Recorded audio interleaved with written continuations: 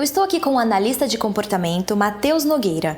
Ele é especialista no assunto da depressão, que na verdade é um assunto bastante delicado, mas ele vai contar pra gente que esse assunto e esse problema, ele tem solução, tá? Ele pode ser remediado. Então, se você tem esse problema, ou se conhece alguma pessoa ou algum familiar que tem esse problema, assiste essa matéria, que é bastante interessante. Bom dia, doutor, tudo bem? Bom dia, bem você? Tudo jóia também. Obrigada primeiro pela presença.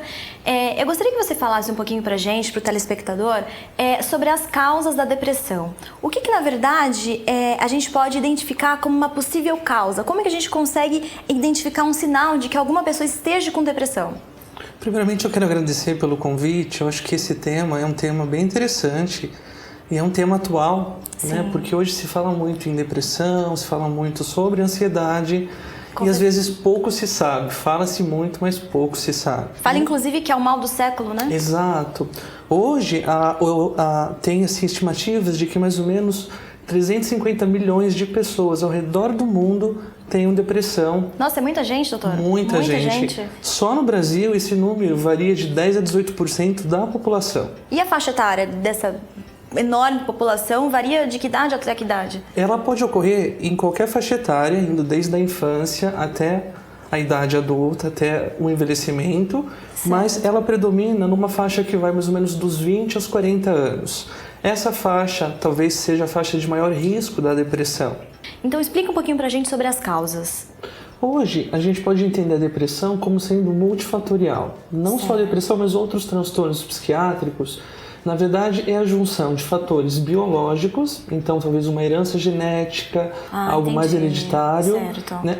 E aí junto com a parte social, então qual o meio que esse indivíduo está inserido, as cobranças que a sociedade faz, os próprios recursos que esse indivíduo tem, quais são os acessos que ele tem, da forma como o indivíduo ele é cobrado, ou mesmo como ele se vê, que aí já entra um pouco no terceiro eixo, que é a parte mais psicológica. Certo. Então, como que esse indivíduo se vê no mundo, né?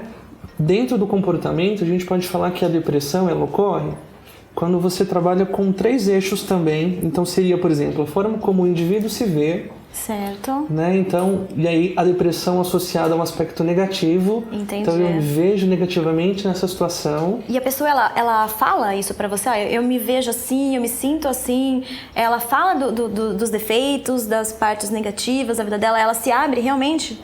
A ideia é que durante o processo terapêutico, quando você assim, estabelece um plano de ação para ajudar esse indivíduo a romper esse ciclo, porque a depressão acaba sendo cíclica, uma bola de neve. Sim. Então, se você não trata, ela vai crescendo cada vez mais e chega a um ponto que o indivíduo ele tem dificuldade de reconhecer a própria situação. Exatamente. É por isso que eu perguntei se eles realmente se abrem, porque às vezes fica difícil um tratamento porque a pessoa ela realmente não fala sobre o problema, o que está realmente causando aquela tristeza profunda, né? Exato. Às vezes tem vergonha até de comentar sobre o assunto, né? Muitas vergonha, vezes. Ou mesmo desconhece a situação, né? Certo. Em relação aos fatores de risco, um dado interessante, tem alguns estudos que apontam que as mulheres elas têm 2 vezes mais riscos de ter depressão do que os homens. Verdade?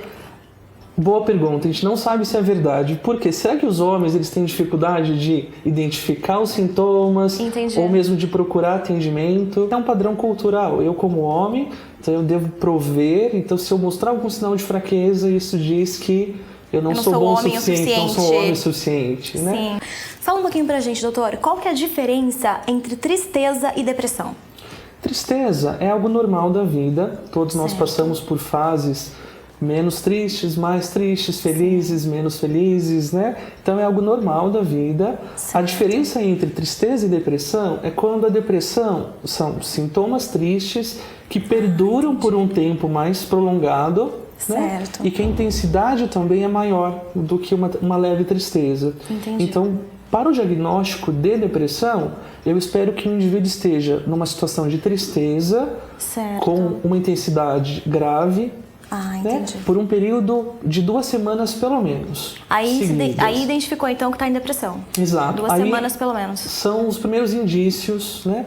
E aí as 2 perguntas básicas para a gente identificar se essa pessoa está assim, com depressão, por exemplo, nas duas semanas anteriores, essa pessoa, ela deixou de fazer as coisas que ela fazia habitualmente, normalmente, né? no dia Comer, a dia, dormir, enfim. levantar da cama para ir Certo, trabalhar, tomar banho, essas estudar, coisas tomar todas. banho. Doutor, eu queria agradecer a sua participação. Muito obrigada, sucesso e até mais. Obrigado pelo convite. Espero até a próxima. Até a próxima, doutor. Obrigada. Eu adorei conversar com você. Obrigado. Até mais.